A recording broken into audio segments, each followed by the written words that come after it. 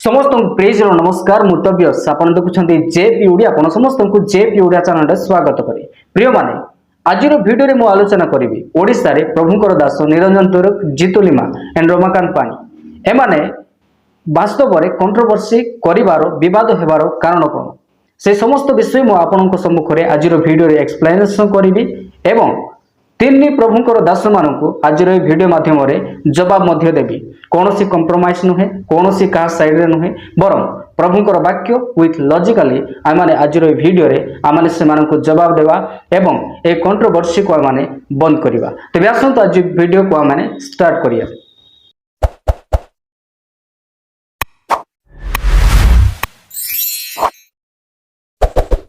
जयपुर आउ बामणी गाँ हॉस्टेल रे कराइतिला सेठी मध्य मु इवेंट भेट करबा पय जाइतिली किंतु भाग्यवशत बोधे से मानको पाखरे समय नथिला मु जाइकी जोगितिली आउ से माने भेट भी करि पारि नथिले।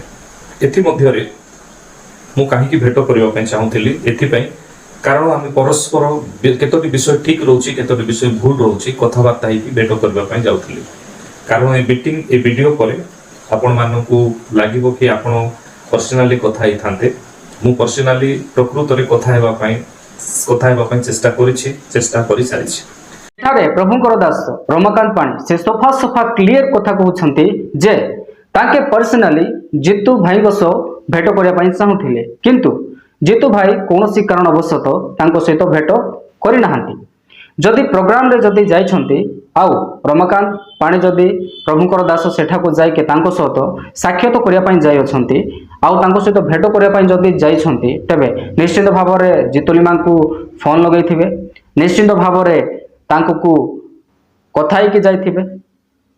तबे एठारे जो सब विवादित बयान गुडी को हम माने सुनिया को पाउछु एही समस्त विषय पर्सनली डिस्कशन करिया पय पर्सनली व्यक्तिगत भाव रे समस्त विषय को आलोचना करिया पय रमाकांत पाणी तांको पाखो को जाउछन्ती किंतु जितुलिमा कोनोसी कारणवशत सेठारे रहुनाहांती अर्थ आपण माने बुझी पारुथिबे जदि तांको सहित भेट करिया पय जाउछन्ती तबे निश्चित फोन करिथिबे जदि फोन करिकि गला परे मध्य एठारे जितुलिमा तांको सहित साक्षात करूनाहांती पर्सनल आलोचना करिया पय से राजी होनाहांती देन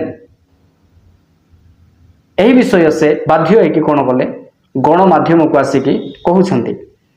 तबे अनेक लोक माने एही विषय मध्य कहउछन्ती जितुलिमा किंबा निरंजन तुर्क रमाकांत पाणी को ना नहीं तो प्रचार करूनाहांती ना से माने प्रचार करूछन्ती बट से माने नाम नहीं कि प्रचार करूनाहांती एही प्रकार मध्य अनेक लोक माने कहउछन्ती।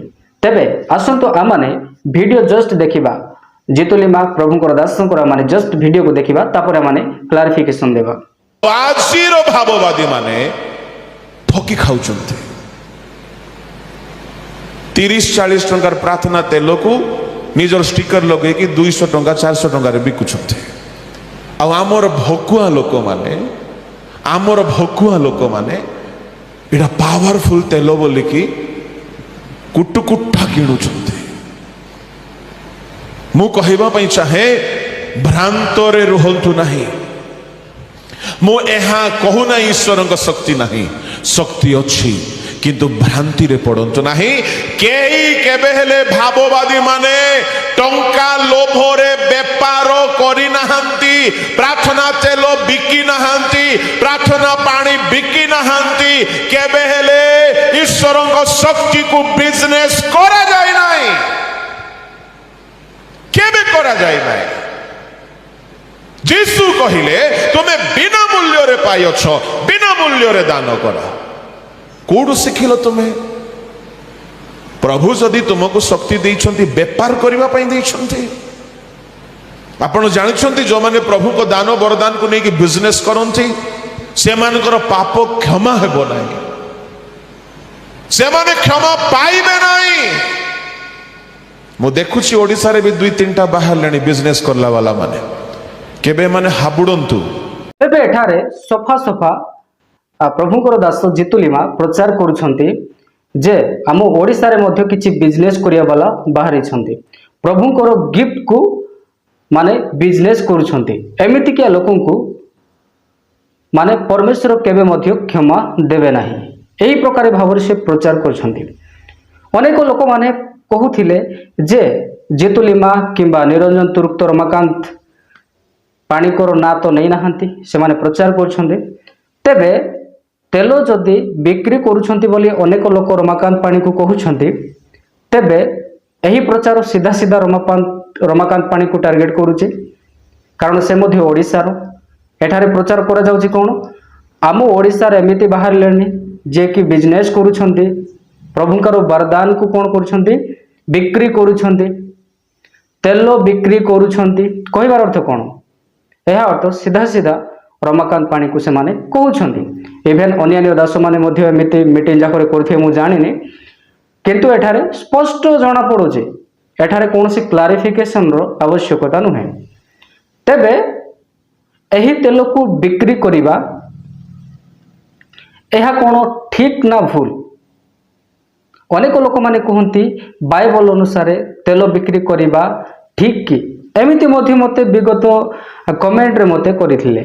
ମୁଁ କହିବା ପାଇଁ ଚାହିଁବି, ବାସ୍ତବରେ ତେଲକୁ ବିକ୍ରି କରିବା ଆଉ ପ୍ରାର୍ଥନା କରିକି ତେଲକୁ ବିକ୍ରି କରିବା ତାହା ତ ଭୁଲ ବୋଲି ମୁଁ କହିବି। କିନ୍ତୁ ଏଠାରେ କିଛି କଣ୍ଡିସନ ଗୁଡ଼ାକ, କିଛି ବିଷୟ ଗୁଡ଼ାକ ମୁଁ ଲଜିକାଲି ଆପଣଙ୍କୁ ବୁଝିବା ପାଇଁ ଚାହିଁବି। ମନେକର ମୋ ପାଖରେ ଗୋଟିଏ ତେଲ ଅଛି, ଓକେ। ଯଦି ସେହି ତେଲ ଗୁଡ଼ିକ ଗୋଟିଏ ନୁହେଁ, ଦୁଇଟା ନୁହେଁ, ଅନେକ ତେଲ ମୁଁ କ'ଣ କରୁଛି ମୋ ପାଖରେ ଅଛି, ସେହି ତେଲ ତ ଫ୍ରିରେ ମୋତେ କେହି ଦେବେନି ନା। କିଏ କାହାକୁ ଆଜିକାଲି ଫ୍ରିରେ ଦେଉଛି? ନିଶ୍ଚିନ୍ତ ଭାବରେ ରମାକାନ୍ତ ପାଣି ମାନେ ସେହି ତେଲକୁ ଟଙ୍କା ଦେଇକି କିଣିଥିବେ। ଟଙ୍କା ଦେଇକି ଯଦି ସେହି ତେଲକୁ ତାଙ୍କେ କିଣିଛନ୍ତି ଆଉ ପ୍ରାର୍ଥନା କରିକି ସେହି ତେଲକୁ ଟଙ୍କାରେ ଦେଉଛନ୍ତି, ତେବେ ଏଠାରେ ଭୁଲ କ'ଣ ରହିଛି? ସେ ପଇସା ଦେଇକି ତେଲ କିଣିଲେ, ପ୍ରାର୍ଥନା କଲେ ଆଉ ପଇସା ଦେଇକି ନିଅ ବୋଲି କହିଲେ, ଏଠାରେ ଭୁଲ କ'ଣ ଅଛି କୁହନ୍ତୁ? ଆପଣ ପଇସାରେ ଆଣିଲେ ଆଉ ଲୋକମାନଙ୍କୁ ପଇସାରେ ଦେଲେ। ଏଠାରେ ଆମେ ଯଦି ଦେଖିବା, ସେ ପ୍ରଭୁଙ୍କର ଅଭିଷିକ୍ତକୁ ସେ ବିକ୍ରି କରୁନାହାନ୍ତି, ବରଂ ସେ କିଣିଥିବା ମୂଲ୍ୟକୁ ସେ ନେଉଥିବେ। ମୁଁ ଏହା ଭାବୁଅଛି, ଆପଣମାନେ ଭାବୁଥିବେ ଯେ ମୁଁ କମ୍ପ୍ରମାଇଜ୍ କରୁଛି। ମୁଁ ଏଠାରେ କମ୍ପ୍ରମାଇଜ୍ ନୁହେଁ। କିଛି ଲଜିକାଲି ବିଷୟ ଆପଣ ଚିନ୍ତା କରନ୍ତୁ। ଯଦି ଆପଣ ଟଙ୍କା ଦେଇକି ଆପଣ କିଣିଛନ୍ତି, ତାହାକୁ ଟଙ୍କାରେ ଆପଣମାନେ ପ୍ରାର୍ଥନା କଲେ ତାକୁ ଟଙ୍କାରେ ଦେଉଛନ୍ତି, କ'ଣ ହେଲା? ଏଠାରେ ତ ମୋତେ କିଛି ଏମିତି ଭୁଲ ପରି ଲାଗୁନାହିଁ। ଦେନ୍ ଆଉ ଗୋଟିଏ ବିଷୟ, ଯଦି ଆମେମାନେ ଜଣଙ୍କର ଭୁଲକୁ ଯଦି ଦେଖୁଛୁ, ତେବେ ଏଠାରେ ବିବାଦିତ ପ୍ରଚାର କରୁଥିବା ଜିତୁ ଲିମା ହୁଅନ୍ତୁ କିମ୍ବା ନିରଞ୍ଜନ ତୁର୍କ, କ'ଣ ସେମାନେ ପରଫେକ୍ଟ? ଏହି ରମାକାନ୍ତକୁ ଯଦି ଆରୋପ ଲଗାଉଛନ୍ତି, ସେମାନେ କ'ଣ ପରଫେକ୍ଟ କି? ତାଙ୍କର କିଛି ୱାର୍ଡସ୍, ତାଙ୍କର କିଛି ପ୍ରଚାର ମୁଁ ଆଗକୁ ଆପଣଙ୍କ ସମ୍ମୁଖରେ ଦେଖାଇବି। ତ ଏଠାରେ ମୁଁ କ୍ଲିୟର କରିବା ପାଇଁ ଚାହେଁ, ବାଇବଲ କେବେ ମଧ୍ୟ ସପୋର୍ଟ କରେ ନାହିଁ ଯେ ମାନେ ତେଲକୁ ବିକ୍ରି କରିବା ପାଇଁ, କେବେ ମଧ୍ୟ ବାଇବଲ ସପୋର୍ଟ କରେ ନାହିଁ। ଏହାକୁ ମୁଁ ଭୁଲ ବୋଲି କହିବି। ଆଉ କିଛି ଲଜିକ୍ ମୁଁ ଦେଲି, ସେ ଯଦି ଟଙ୍କା ଦେଇକି ଆଣିଛନ୍ତି ଆଉ ପ୍ରାର୍ଥନା କରୁଛନ୍ତି ଆଉ ଟଙ୍କାରେ ତାକୁ ଦେଉଛନ୍ତି, ଏଠାରେ କିଛି ଭୁଲ ଦେଖାଯାଉ ନାହିଁ। ଓକେ, ଗୋଟେ ଜାଗାରେ ଭୁଲ, ଗୋଟେ ଜାଗାରେ ଠିକ୍ ପରି ଦେଖାଯାଉଛି। ଦେନ୍ ଏବେ ଏହି ରମାକାନ୍ତ ପାଣିଙ୍କ ଉପରେ ପ୍ରଚାର କରୁଥିବା 2 ଜଣ, ଅନେକ ଲୋକମାନେ କହିବେ ଯେ ନାମ ନେଲେ ନାହିଁ। ମୁଁ ଅଲରେଡ଼ି କ୍ଲିୟର କରିସାରିଛି, ଏଠାରେ ଓଡ଼ିଶାର ଏମିତି ବିକ୍ରି କରୁଛନ୍ତି ବିଜନେସ୍ ମାନେ, ତାହାଙ୍କୁ ହିଁ ଡାଇରେକ୍ଟ ପ୍ରଚାର କରାଯାଉଛି। Okay, no compromise. ତେବେ ଯେଉଁମାନେ ଆରୋପ ଲଗାଉଛନ୍ତି ସେମାନେ ଠିକ୍ ପ୍ରଚାର କରୁଛନ୍ତି ତ? ତାଙ୍କର ପ୍ରଚାର କିଛି ବିଷୟ ଗୁଡ଼ାକ ଆମେ ଦେଖିବା ଜଷ୍ଟ। ଓକେ, ଆପଣ ଭାବନ୍ତୁ ନାହିଁ ଯେ ଆପଣ କେତେ ସତ୍ୟ, ଆପଣ କେତେ ଜ୍ଞାନୀ, ଆପଣ କେତେ ପଣ୍ଡିତ, ଜଣକୁ ଟ୍ରିଟମେଣ୍ଟ କରୁଛନ୍ତି, ଜଣକୁ ଏମିତି କରୁଛନ୍ତି। ନାଇଁ, ଯଦି ଏଠାରେ ଆର୍ଗୁମେଣ୍ଟ ହେଇଛି ଆଉ ଯଦି ଏଠାରେ ବିବାଦ ହେଇଛି, ତେବେ ବାସ୍ତବରେ ଆପଣ ଏଠାରେ କିଛି ବିଷୟ ଶିଖନ୍ତୁ ବୋଲି ମୁଁ ସେ ଭିଡ଼ିଓ ଗୁଡ଼ିକ ପ୍ଲେ କରୁଛି। କାହାକୁ କ୍ରିଟିସାଇଜ୍ କରିବା ପାଇଁ କିମ୍ବା କାହାକୁ କିଛି କରିବା ପାଇଁ ନୁହେଁ। ଓକେ, ତ ଆସନ୍ତୁ ଗୋଟିଏ ପ୍ରଚାର ମାନେ ଜିତୁଲିମାଙ୍କର ମାନେ ଶୁଣିବା। କାହାକୁ ଅଣ୍ଟା ବଥା ନାଇଁ କୁହ ତ କୋ ମା ମାଉସୀ ମାନଙ୍କୁ, ଯେବେଠୁ ସେ ହବା ବୁଢୀ ଫଳ ଖାଇଲା, ସେ ଫଳ ଯାଇକି ସିଧା ଗର୍ଭାଶୟରେ ଅଣ୍ଟାରେ ରେଜିଷ୍ଟ୍ରି ହେଲା। ତେବେଠାରୁ ଏମାନଙ୍କୁ ସବୁ ସମସ୍ୟା ଅଣ୍ଟାରେ, ପେଟରେ। ଏହି ପ୍ରଚାର ଶୁଣିଲା ପରେ आपण माने कौन पॉइंट आउट कले मु आपनको कहिबी। एठारे सफा सफा जितुलिमा प्रचार करुछंती जे आदम हवा हवा जेते बेले फल खाइले से फल जाइकी गर्भाशयरू अंटा को गला। तेणु करी महिला मानकर पेट बथा आउ अंटा बथा होउछि। महिला मानकर सबु बेले पेट बथा अंटा बथा काहेकि हवा फल खाइले से फल गर्भाशयरू अंटा को गला। कौन हवा फल खाइला परे सही फल हवांकर अंटा को गला।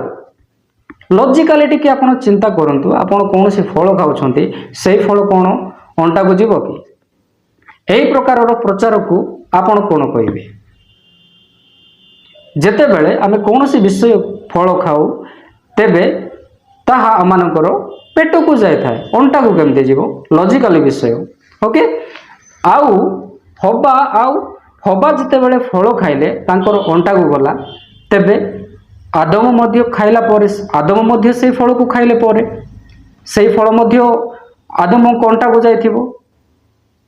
ए हमको नाही या जितुली मां को प्रचार अनुसार किंतु बाइबल कौन कहे आदम एवं हवा फल खाइला परे परमेश्वर दुई जन को दंड दौरान से दंड कौन थिला आदि पुस्तक 3:16-17 तह से नारी की कहले नारी माने हवा को कहले आम्बे तुमर गर्भ वेदना अतिशय बढ़ाइबा तुम्बे व्यथारे संतान प्रसव करिवो पुणी स्वामी प्रति तुमर वासना रहिबो से तुम ऊपर कर्तृत्व करिवे। आउ से आदम को कहले कि प्रभु आदम को कहले जो वृक्षर फल खाइबा विषय आमे तुमको आज्ञा दे कहिथिलो ताहा खाइबो नाही तुम्भे आपणा भार्यार कथा शुणी ताहा खाइछ। एठारे आदम मध्य खाइछंती एणु तुम्भ सकाशु भूमि शापग्रस्त हैला तुम्भे जावजीवन क्लेशरे तहिरु भोग्य पाइबो। ओके तहिरे कंटा ओ गोखरा गछ जात हेबो पुणी तुम्बे क्षेत्र रे शाक भोजन करिवो तुम्बे जो मृत्तिकारु गृहीत हेलो सेथि तहिर न मिसिबा पर्यंत माने मुखर झाल रे आहार करिवो जेहेतु तुम्बे धूली ओ धूली रे पुनर्बार मिसिबो। एठारे परमेश्वर दुई जन को दंड देउछंती से फल खाइला परे किंतु जितुलिमा प्रचार करुछंती से फल खाइला परे अंटा को गला पेट को गला से गर्भाशय को गला तेणु करी से अंटारे पेटरे बथा। एही प्रकार प्रचार अनेक लोक माने आमर ख्रिस्टियन विश्वासी माने प्रचार को ध्यान रे सुनती नाही। आउ अनेक आज आम ओडिशा रे ख्रिस्ट विश्वासी अनेक लोक अछंती वाक्य कौन कहे ताहार सेमानकर देन लेन नाही सेमानकु प्रचार माने एमिति फेमस प्रचार दरकार आसंतु सेमाने किछि भी कहि कि जानतु किंतु सही विश्वासी माने जदि एही बाइबल को पढ़ी थांता तेबे बाइबल रे कोन कहा जाउछि सठिक विषय जानि थांता। आउरी किछि विषय मु आपनकु ए वीडियो माध्यम रे क्लियर करिवि पूर्व रे आपण माने से वीडियो गुडी को मु प्ले करिया पई चाहू नाही। ऑलरेडी जेते बेले तेल विषय रे जितुलिमा प्रचार करुथिले सेही समय से गोटे वर्ड व्यवहार करुथिले कोन